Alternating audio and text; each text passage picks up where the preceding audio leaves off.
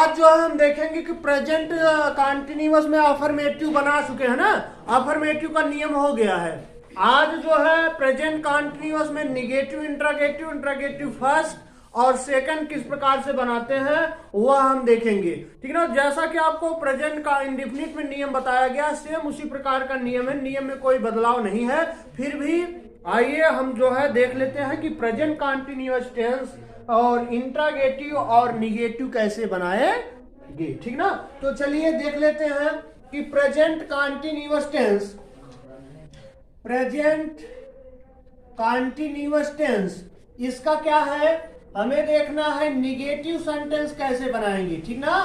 Negative sentence कैसे बनाएंगे, तो निगेटिव का हमने आपको बताया क्या होता है, नकारात्मक वाक्य होता है। क्या होता है, नकारात्मक वाक्य। तो पहचान क्या होता है यह हमने आपको लिखा दिया है। अब देखना है कि नियम क्या है, तो सिंपल सा हम देख लेते हैं तुरंत। स्ट्रक्चर क्या होता है, प्रेजेंट कंटिन्यूअस टेंस का निगेटिव बनाने का स्ट्रक्चर है subject plus helping verb plus not कर देंगे प्लस वर्ब का फोर्थ फॉर्म और प्लस ऑब्जेक्ट, ठीक ना। सिंपल सा है, हमारा सब्जेक्ट है, हेल्पिंग वर्ब है, इसके बाद क्या करना है, नॉट जोड़ देना है प्लस वर्ब का फोर्थ फॉर्म आईएनजी वाला लगा देना है। यानी कुछ भी करने की जरूरत नहीं है। जैसे हम देख चुके हैं कि अगर लिखा गया है वह जा रहा है, वह जा रहा है, तो यह किस प्रकार का वाक्य है, यह जो अफर्मेटिव है। प्रेजेंट कंटिन्यूअस टेंस का कौन सा सेंटेंस है, अफर्मेटिव है। इसके लिए हमने पीछे नियम पढ़ा है कि subject plus helping verb plus verb का फोर्थ फॉर्म प्लस ऑब्जेक्ट। इसी नियम के अनुसार हम इसको अनुवादित कर देते हैं। जैसे अब हो जाएगा ही और हेल्पिंग वर्ब हो जाएगा इज और मेन वर्ब हो जाएगा गोइंग। ही इज गोइंग, वह जा रहा है। ऑब्जेक्ट तो है नहीं इसमें, तो सेम उसी प्रकार से निगेटिव भी बनेगा। केवल हमें क्या करना है, सहायक क्रिया यानी हेल्पिंग वर्ब के साथ क्या करना है, नॉट को जोड़ देना है। बाकी कोई परिवर्तन नहीं होगा। समझ में आ गया। अब इज किसके साथ लगेगा, यह हमने आपको बता दिया कि ही see it, he see it या कोई नाम है उसके साथ हेल्पिंग वर्ब इज लगेगा। स्पेशली आई के साथ एम लगेगा। और जो हमारा बहुवचन क्या है, आई को छोड़कर यू वी दे बचा, इसके साथ क्या लगी, सहायक क्रिया आर लग जाएगी। तो उसी सहायक क्रिया के साथ हमें क्या करना है, केवल नॉट जोड़ देना है। प्रेजेंट कंटिन्यूअस टेंस का निगेटिव सेंटेंस बन जाएगा। तो ठीक है, स्ट्रक्चर के माध्यम से चलिए कुछ एग्जांपल्स ले लेते हैं, जिससे हमारा जो कंसेप्ट है वह बिल्कुल क्या हो जाएगा, क्लियर हो जाएगा। ठीक है ना, चलिए नोट कर लीजिए। चलिए अब देख लेते हैं प्रेजेंट कंटिन्यूअस टेंस का निगेटिव किस प्रकार बनेगा, है ना। तो हमें बहुत लंबा जाने की आवश्यकता नहीं है। देखिए हम बहुत सरल सरल एग्जांपल्स यहाँ पर दिए हुए हैं, क्योंकि पहले जो है क्या करना है, हमें छोटे छोटे एग्जांपल्स को लेना है ना। कितना भी बड़ा सेंटेंस क्यों ना होगा, आप बिल्कुल आसानी से बना सकते हैं। केवल आपको उस टेंस का, उस सेंटेंस का नियम आना चाहिए, है ना। और नियम का सबसे सरल तरीका हमने आपको बता दिया। स्ट्रक्चर आप याद रखिए, आपको अनुवाद करने में कोई समस्या नहीं होगी। अभी हमने छोटे एग्जांपल्स दिए हैं केवल कंसेप्ट को क्लियर करने के लिए, कंसेप्ट को समझने के लिए। आगे बड़ा सा बड़ा जितना भी जैसा भी होगा, हर प्रकार के वाक्य आपको देंगे लास्ट में, और सभी को कराएंगे किस प्रकार से होता है, कौन सा प्रीपोजिशन कहां प्रयोग किया जाता है, सब आपको हम बता देंगे। तो चलिए आइए देख लेते हैं कि प्रेजेंट कंटिन्यूअस टेंस अफर्मेटिव बनाने का नियम हम पढ़ चुके हैं।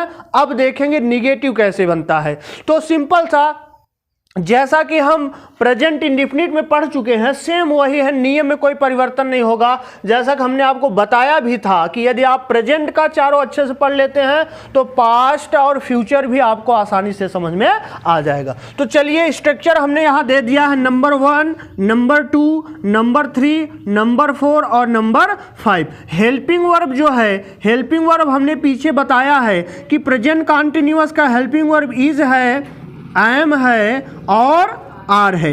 इज किसके साथ लगेगा, सिंगुलर के साथ लगेगा। एम किसके साथ लगेगा, आई के साथ लगेगा। और प्लूरल के साथ क्या लगेगा, आर लग जाएगा। तो चलिए आइए देखते हैं अनुवाद।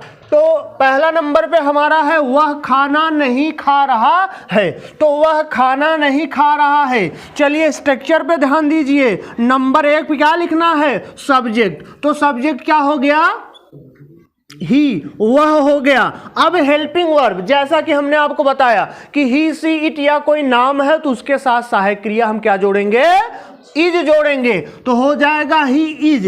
क्योंकि यह वाक्य हमारा नकारात्मक है, निगेटिव है, इसलिए हम क्या करेंगे, इज के साथ नॉट जोड़ देंगे। क्या करेंगे, इज के साथ नॉट जोड़ देंगे। समझ में आया नहीं है? अब यह हमारा हो गया ही इज नॉट। अब क्या करना है, चौथे नंबर पे मेन वर्ब का फोर्थ फॉर्म यानी आईएनजी वाला फॉर्म लिखना है। तो हो गया he is not, main verb क्या है, खाना, खाना है ना, तो ईट मीन्स खाना, वह खाना नहीं खा रहा। He is not eating food. क्या हो जाएगा, ईटिंग फूड। ठीक ना, समझ में आ गया, वाक्य बन गया वह खाना नहीं खा रहा है। ठीक, चलिए दूसरे नंबर पे आ जाते हैं। यह है कि मैदान में क्रिकेट नहीं खेल रहे हैं, यानी मैं मैदान में क्रिकेट नहीं खेल रहा हूं। तो हो जाएगा सिंपल सा आई के साथ सहायक क्रिया अभी अभी हमने बताया किसका प्रयोग करेंगे, आई एम। अब आई एम के साथ जबकि यह निगेटिव है तो क्या करेंगे, नॉट जोड़ देंगे। आई एम नॉट, क्या कर रहे, खेलने का काम हो रहा है। आई एम नॉट प्लेइंग, क्या खेल रहे हैं भाई, cricket. I am not playing cricket, I am not playing cricket. अब ये देखिए सब्जेक्ट हो गया हमारा, हेल्पिंग वर्ब हो गया, मेन वर्ब हो गया और ऑब्जेक्ट हो गया। अब देखिए मैं की अंग्रेजी हमने लिख दी, ठीक ना, और क्रिकेट की भी अंग्रेजी हो गई, और खेलना का भी, नहीं का भी, खेलना का भी अंग्रेजी हो गया। बचा क्या हमारा बच गया मैदान में। तो यह हमारा क्या आ जाएगा, अदर वर्ड के अंतर्गत आ जाएगा, है ना। और अदर वर्ड को हमेशा बताया हमने कहां लिखेंगे, बिल्कुल वाक्य के अंत में ले जाकर लिख देंगे। तो मैदान में यानी में, इनको क्या कर देंगे, पहले कर देंगे इन द फील्ड। समझ में आ नहीं है? आप इसी तरह से अपना सपोर्ट बनाए रखिए और देखते रहिए, हम आपको हर प्रीपोजिशन बता देंगे कि इनका प्रयोग कहां करते हैं, एट का प्रयोग कहां करते हैं, ऑन का प्रयोग कहां करते हैं। और पिछले क्लास में हमने आपको बता दिया कि अपने के लिए किसके साथ किसका प्रयोग करते हैं। तो चलिए आइए अगले चलते हैं एग्जाम्पल्स पे। मैं स्कूल नहीं जा रहा हूं, तो हो गया आई के साथ हेल्पिंग वर्ब आई एम हो गया, और जबकि यह निगेटिव है तो क्या कर देंगे, आई एम नॉट, और जाना, ठीक ना, main verb I am not going, कहां जा रहे हो, जाने के लिए इनफाइनाइट टू का प्रयोग, ठीक ना, I am not going to school. अब आपके मन में यह प्रश्न उठ रहा होगा कि ये सर टू क्यों लगा दिए, यहां पर इन कैसे लग गया, समझ में नहीं है। तो यह सब जो है प्रीपोजिशन का पार्ट है, और प्रीपोजिशन का एक स्पेशल क्लास हम आपको देंगे, तो यह सब डाउट क्लियर हो जाएंगे। फिलहाल अभी अपना कंसंट्रेशन जो है आप टेंस पे बनाए रखिए कि अनुवाद का नियम क्या है, ठीक ना। चलिए आ जाते हैं अगले क्वेश्चन पे। तुम नहीं पढ़ रहे हो, तुम नहीं पढ़ रहे हो, यू, और यू क्या है, प्लूरल है, और प्लूरल साथ सहायक क्रिया आर, यू आर सहायक क्रिया के साथ जोड़ दिए नॉट, यू आर नॉट, तुम नहीं पढ़ रहे हो, पढ़ने का कार्य हो रहा है, क्रिया मेन वर्ब क्या हो गए, पढ़ना, you are not reading, you are not reading, ठीक ना। चलिए अब आ जाते हैं इस पे, वे अपना कार्य नहीं कर रहे हैं, तो हो जाएगा दे आर सहायक क्रिया, नॉट क्या, अपना कार्य, दे आर नॉट क्या है, करना हो जाएगा, क्योंकि ऑब्जेक्ट क्या बन रहा है, काम करना ना, वे अपना काम नहीं कर रहे, they are not doing, do means करना हो जाएगा, दे आर नॉट डूइंग, कर तो रहे, नहीं कर रहे, क्या नहीं कर रहे हैं, अपना कार्य। तो अभी अभी हमने पीछे आपको बताया था कि अपने के लिए दे के साथ किसका प्रयोग होगा, किसका प्रयोग होगा, दियर का प्रयोग होगा। तो they are not doing their work. समझ में आ नहीं आया, समझ में आ रहा है नहीं आ रहा है। अब देख लीजिए अपने क्या शब्द आया, इसका प्रयोग हमने आपको बता दिया और यह हमने आसानी से कर भी लिया, ठीक ना। समझ में? अब आप देख सकते हैं कि हमारा स्ट्रक्चर सभी में फॉलो हो रहा है। नंबर 1 सब्जेक्ट हो गया, हेल्पिंग वर्ब हो गया, उसके साथ आपका नॉट जुड़ गया, मेन वर्ब का क्या हो गया, मेन वर्ब का फोर्थ फॉर्म हो गया, और ये हो गया ऑब्जेक्ट। इसमें भी देख लीजिए सब्जेक्ट, ठीक ना, ये आपका हेल्पिंग वर्ब, ठीक ना, ये आपका मेन वर्ब का फोर्थ फॉर्म, ये हो गया आपका ऑब्जेक्ट। ये जो आपका बच गया ये क्या हो जाता है, अदर वर्ड इसे बोलते हैं, और इसे हमेशा वाक्य के अंत में लिखते हैं, ठीक ना। पहले हमें ध्यान देना है कि नियम के अनुसार कर्ता लिखना है, फिर कर्ता के अनुसार सहायक क्रिया लिखनी है, फिर मुख्य क्रिया का कौन सा फॉर्म लगेगा वह लिखना है, ठीक ना, फिर कर्म क्या है यह लिखना है। इसके बाद जो वर्ड या शब्द जो बचते हैं उसे हमें कहां करना है, वाक्य के अंत में करना है। तीसरे देख लीजिए, सब्जेक्ट हो गया, हेल्पिंग वर्ब हो गया, वर्ब का फोर्थ फॉर्म हो गया, और ये हो गया ऑब्जेक्ट, ठीक ना। समझ में आया नहीं है? सब्जेक्ट, हेल्पिंग वर्ब, वर्ब, इसमें ऑब्जेक्ट है नहीं, ठीक ना।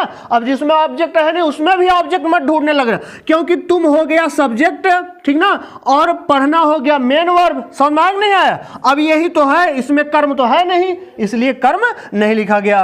लास्ट में देखते हैं, सब्जेक्ट हो गया, हेल्पिंग वर्ब हो गया, वर्ब का फोर्थ फॉर्म हो गया, और ये हो गया ऑब्जेक्ट। समझ में नहीं आया? कर्ता, क्रिया और कर्म, ये मूल मंत्र है। अनुवाद करने में सबसे ज्यादा सहायक क्या है, कर्ता, क्रिया और कर्म। क्रिया में सहायक क्रिया भी है और मुख्य क्रिया भी है, इसलिए नियम सभी का एक होता है, नियम में कोई परिवर्तन नहीं होता है। जैसे आप प्रेजेंट का सेंटेंस अफर्मेटिव, निगेटिव, इंट्रोगेटिव बनाएंगे, सेम वही नियम सभी टेंस में फॉलो होंगे।